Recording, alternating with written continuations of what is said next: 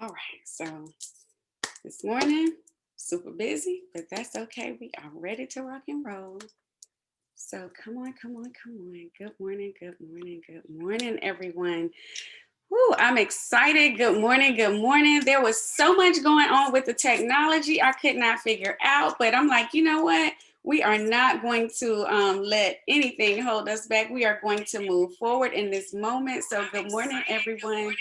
Thank you all for tuning in. I'm excited. I pray that you are able to hear me, and we are rocking and rolling. So we have figured this thing out. Good morning. Good morning. So I'm excited this morning. For those of you who have joined me, my name is Dr. K. If this is your first time tuning in to the Freedom by Design Movement channel, thank you for tuning in. I appreciate you. I love you. So I'm excited. I'm excited. I'm excited. Good morning. Good morning. Good morning. If you are on, please make sure you subscribe. We're going to get started in just a second. Again, good morning, everyone. Good morning.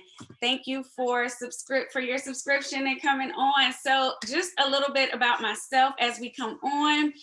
I currently live in Atlanta, Georgia. And when I say Dr. K, I'm a doctor of education. And Freedom by Design is a movement that was birthed in me, and it turned into my ministry. So I thought it was just a movement, but God has so many more plans. So this morning we're going to have a conversation. This is our first time actually going live on YouTube, so we're excited about the transition to the platform. Good morning, Lynn. Good morning, Pamela. Good morning, Simone. Thank you for tuning in. Thank you so much. I'm excited about our topic this morning. You know, I sat here and I was kind of quiet, and I was like, okay, Lord, whatever you want me to say, however you want me to do this, I am open to doing it.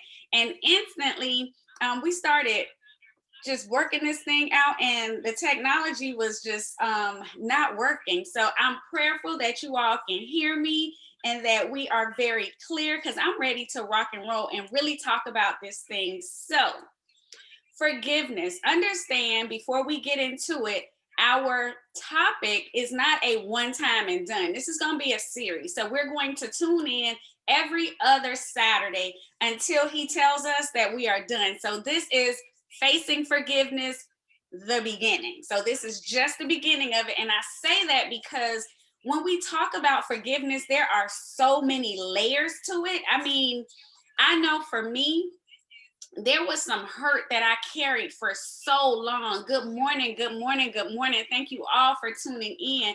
There was so much hurt that I carried for so long. And, you know, okay, great, Simona. I'm glad you can hear me loud and clear, so it works out. I can just keep it moving.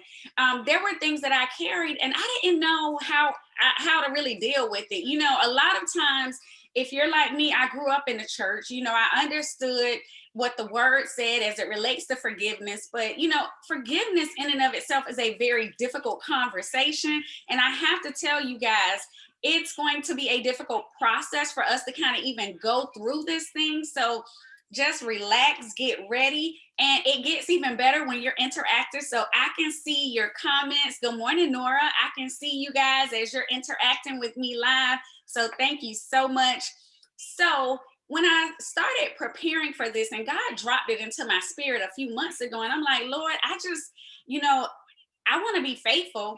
I want to do what you want me to do. But I'm like, I'm so nervous because I still struggle with it sometimes. You know, it's easier now for me to forgive people when they hurt me, when they wrong me. But there are sometimes when, you know, I struggle, I kind of hold on to it, and I have to ask for some intense prayer for my own self. But he was like, you know what? You are just as equipped as anybody else. So this morning I said, you know what? I am going to be obedient, and we're going to talk about it, and let's unpack this thing together. So when we think about the word forgiveness, it brings up a lot of different feelings for many of us. It can signify weakness. It can signify inadequacy. It signifies hurt, pain, you know, resentment.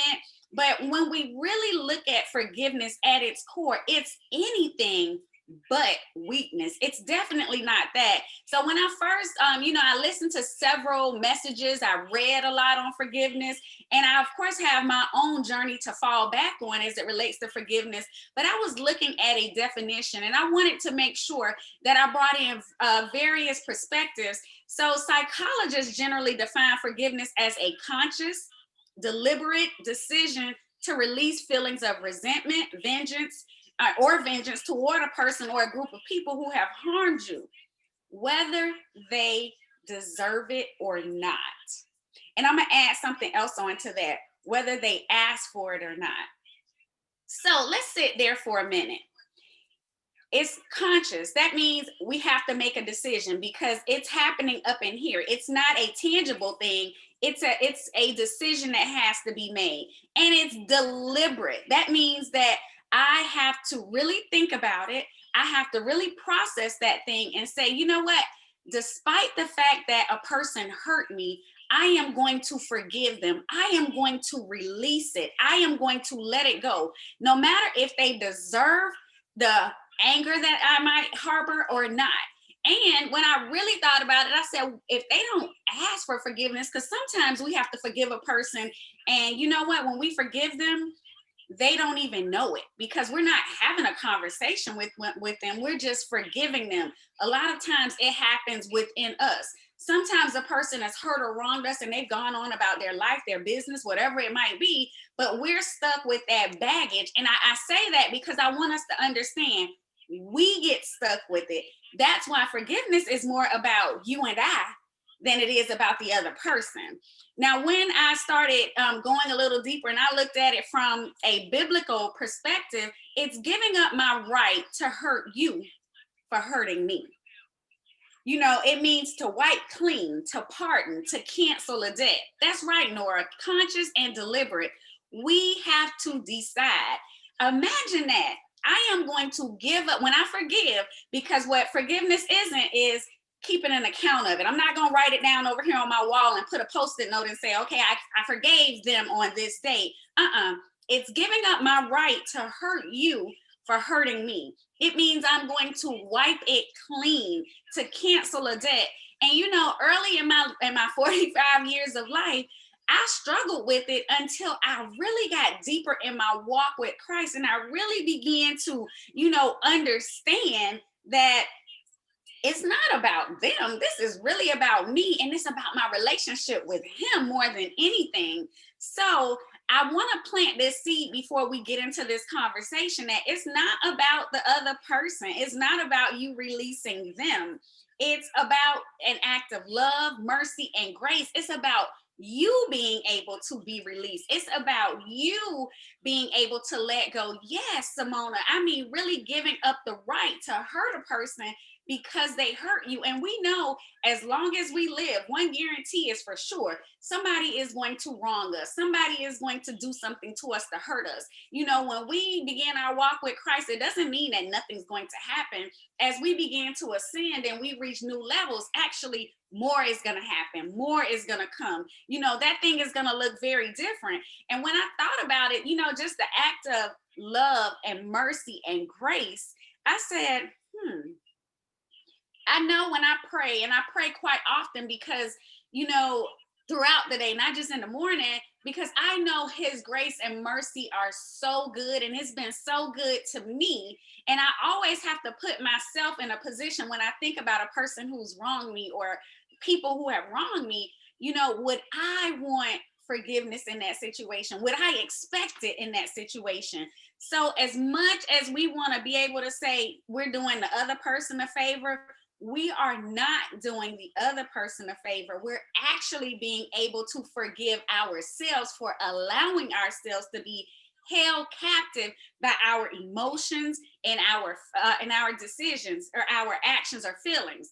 And when we get into that piece of it, the emotions and the feelings, we are an emotional people. We wear our emotions on our sleeves. When somebody bothers us, you can see it in our face. You can see it in our posture, in our demeanor. That thing looks different. And I'm not going to sit here and say that I have not held on to or harbored some resentment or some anger, because I have. And like I said at the beginning, there are times, depending on the situation, where I really have to repent and say, you know what, Lord, I'm gonna need you to help me through this, because your girl right here, I don't just have a PhD in education.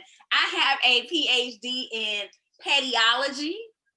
You know, I can get with you with the best of them. My mouth, my tongue, it is his gift to me, and my gift comes out of it. But also on the other part, baby, I can cut a person so sharp with my mouth and with my tongue. And I had to learn that. And I think that lesson first came when I became a parent, because I realized I was raising a young man. I could not use my mouth to tear him down, nor did I want to. And then, as you know, when I became a wife, that also was different. I'm like, you know what? I'm not supposed to use my words to tear a person down because they did something that hurt me, that bothered me. No, I have to let that go. So I have to be very deliberate about everything that I do. And with that being said, let's talk about what forgiveness is not. It does not mean that you agree with the person's wrongdoing. I'm not telling you to continuously just put yourself in harm's way. I'm not doing that. I'm not saying that forgiveness means we condone whatever a person did to us. It's not that. It also doesn't mean, in many cases, that we can forget. Because really and truly, can we honestly forget? When a thing, when we process a thing and time gets in between it, we push it aside. But it means releasing, again, letting go, making that conscious decision to say, you know what, you wronged me, but I'm not going to hold that against you. Because in the same vein, I can think of all the wrongs that I have done to people, all the wrongs that I have done to him. And, he knows it all. He knows the beginning, the end. He knows how I felt in the middle of the process, when I was enjoying that wrong thing that I was doing. But now I ask for mercy.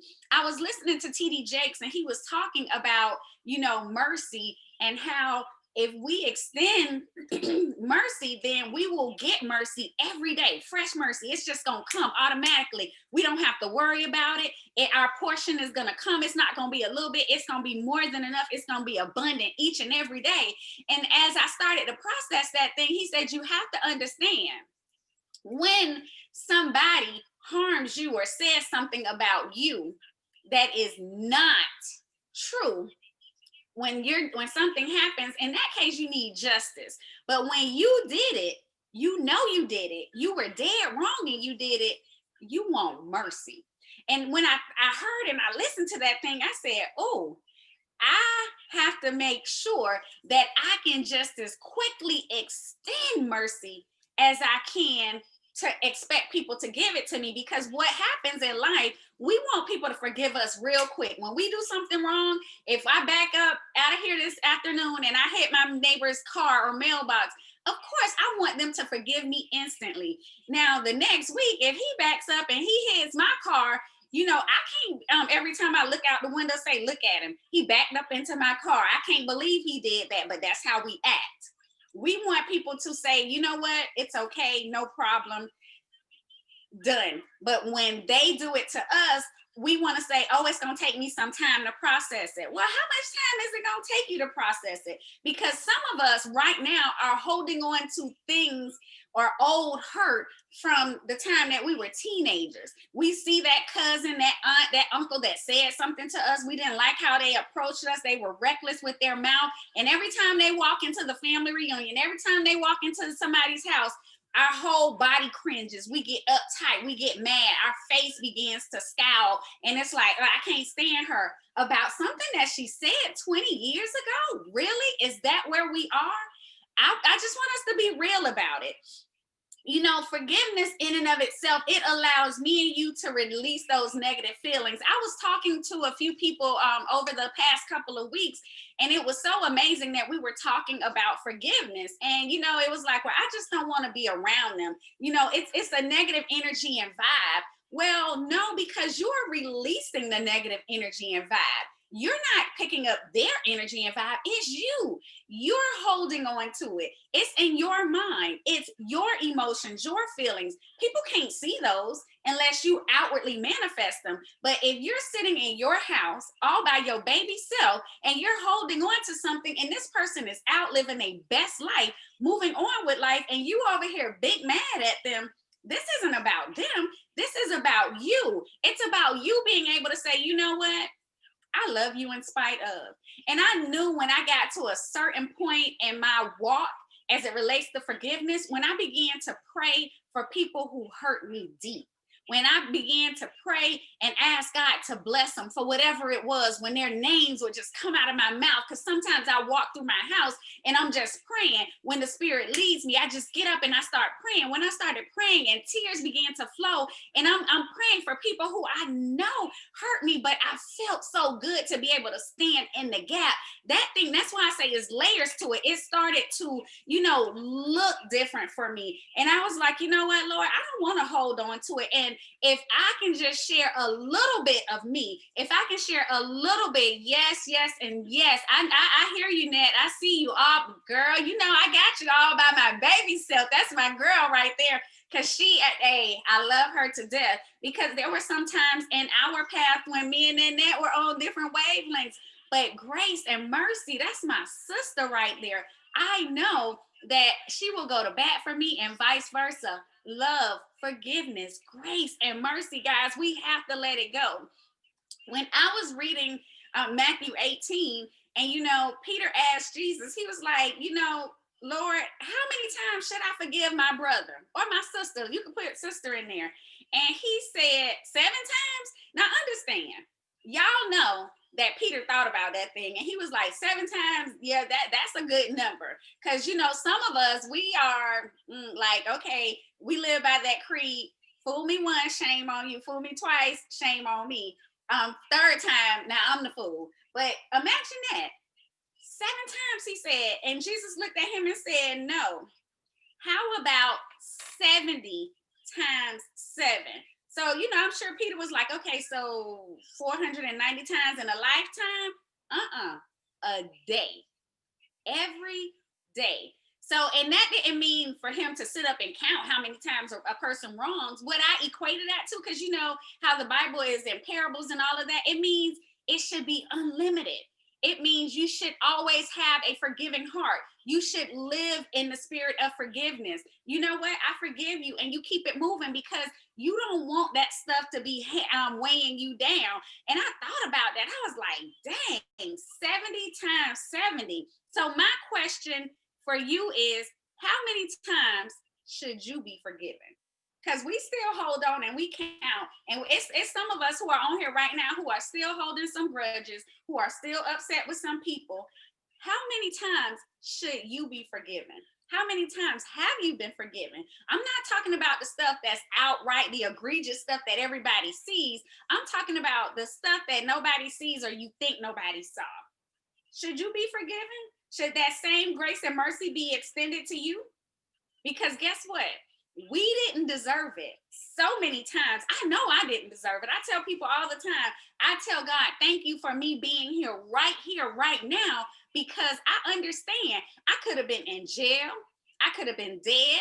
I was doing all kind of things in the name of I need to get money, in the name of I need to show them. I need to prove something to those people who hurt me, those people who didn't give me what I thought I deserved. I needed to show them. I needed to prove to them. So I was going out doing everything I was big and bad and bold enough to do, to be able to drive by in my new car and say, hey, I was able to get a car without you, to be able to post a picture at my house and say, hey, I bought a house and you didn't help me do it, to be able to say, hey, I'm 20 some years old, I got a child out of wedlock, I still bought 2 houses, I still can do this, I still, I'm doing all of that, and I'm doing it in anger. God is blessing me in my mess and in my anger, but I'm still holding on to resentment. Now, did I deserve all those blessings?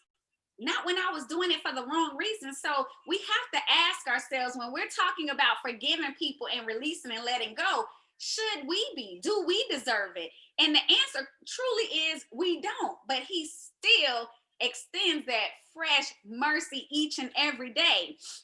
And I was thinking, and I was reading Matthew 18, and I kept going, and it was a story in there, and I was like, you know what, that thing made me think. So there was a king, and he was trying to, get all of his accounts in order. So everybody who owed him, he was coming for them. Y'all know how that is when we start tallying up and we start looking at, okay, who owe me? So they could give me my money, they could give me my stuff, and if not, back then you could be put in jail. So this particular servant owed that king 10,000 talents, and he was getting ready to auction him, his wife, his children to get his money. Y'all know how it is when we're talking about our money.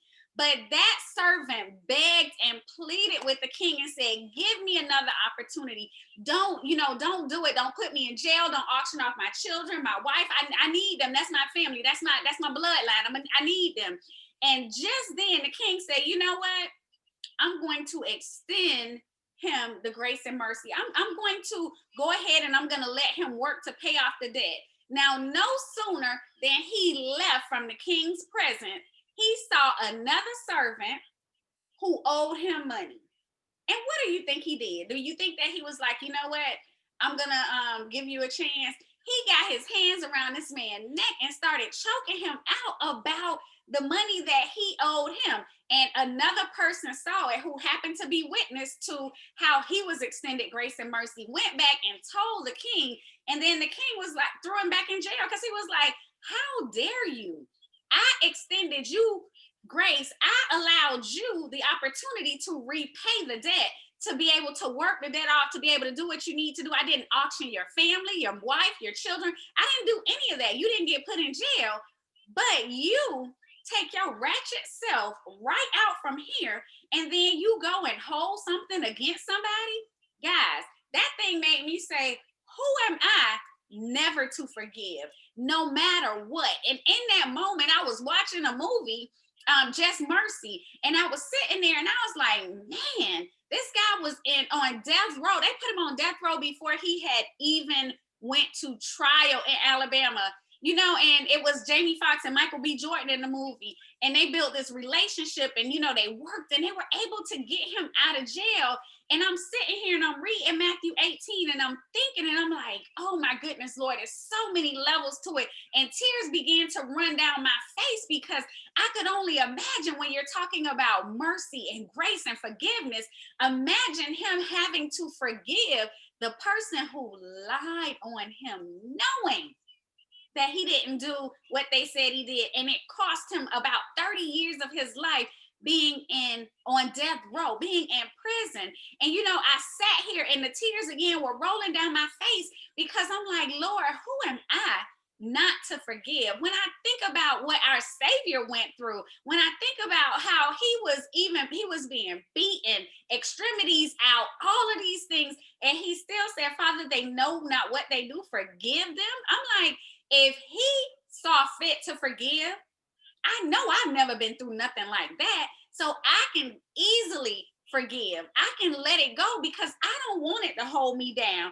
When I think about my father, my birth father here on earth, he wasn't everything he was supposed to be. Some of you have my book, you've read it, you see it up here exposed, and I actually have a copy right here. When I talk about my daddy and what it was like in my life, because I was angry at him for so long, and I tell God, thank you that I was able to forgive him, and I extended that grace to him, but still a part of me still was angry until he was gone.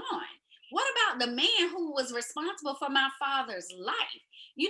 It was a 3-year journey of going back and forth, waiting on court dates, being reset. I'm waiting on not mercy, I'm waiting on justice. But just again, when we talk about it, if I extend mercy, then God is going to give it to me. If I extend it, he's going to give it back to me. So how could I not forgive the person who took my father's life? And some people say, oh, Trina, that's tough. No, because I couldn't sleep with that.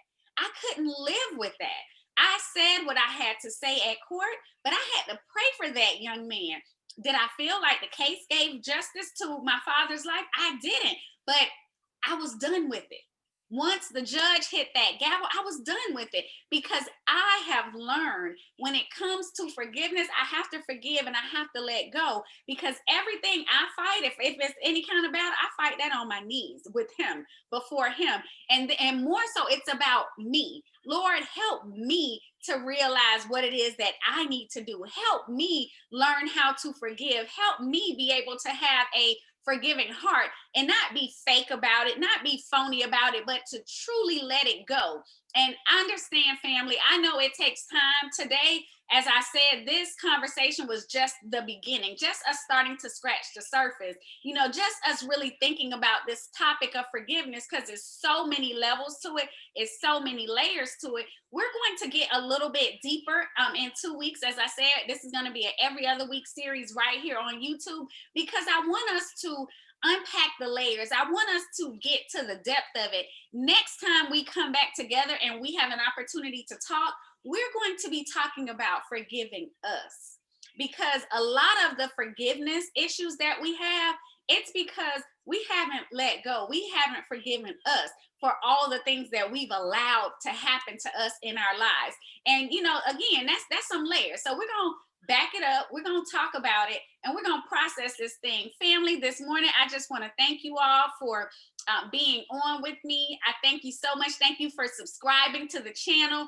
Please go ahead and share. I'm going to make sure that everything is up on YouTube, and I'll post a snippet here or there on Facebook, because we want to build our following with the movement right here. And we want to talk about topics that are relevant to us. God has told me forgiveness is what I'm supposed to talk about until he says stop. But I thank you for engaging in the conversation with me, because it's not just about me. It's about us. You are so right, Kayla. Forgiveness is super important. And remember, guys, as I kind of reflect back and go back to the top, forgiveness is about us. Psychologists define it as a conscious, deliberate decision to release feelings of resentment or vengeance toward a person or a group of people who have wronged you, regardless if they deserve it or not. And I added, regardless if they ask for it or not. When we think about it from a biblical perspective and definition, it means giving up my right to hurt you for hurting me. To forgive means to wipe clean, to pardon, to cancel a debt. That means you're not holding on to it anymore. I don't discount the fact that it takes time, depending on your situation. I'm going to keep it very real and 100. That's the only way I know how to be. I don't discount that, but it shouldn't take a lifetime. That I can say. It shouldn't take a lifetime, family. So in that vein, I am going to go ahead and I'm going to wrap up. I look forward to seeing you in 2 weeks when we talk about forgiving us, facing forgiveness, forgiving me. I love you, family. I look forward to seeing you in 2 weeks. For those of you who are new to the platform, we also go live Monday, Wednesday, and Friday on Facebook, and that is Freedom by Design Live. You can visit our website, www.freedombydesign1.com, where you're able to catch our morning lives Monday, Wednesday, and Friday. And you're able to be a part of the movement. You can drop a message. You can purchase my recent book, Exposed. You can get a Freedom by Design t-shirt. You can just see all things Freedom by Design, what we're doing, what this movement is about, what this ministry is about. I have some other events coming up very, very soon, which I am super excited about. We're planning a trip to Miami to talk about our book, and we're also working on some other things, which I'll be able to share the next time we meet. So I've been sworn to silence until then, but it's some good stuff. So family, I love you. Let's go out. Let's forgive. Let's be free, because we need that freedom. I love you. Have a great day. Bye-bye.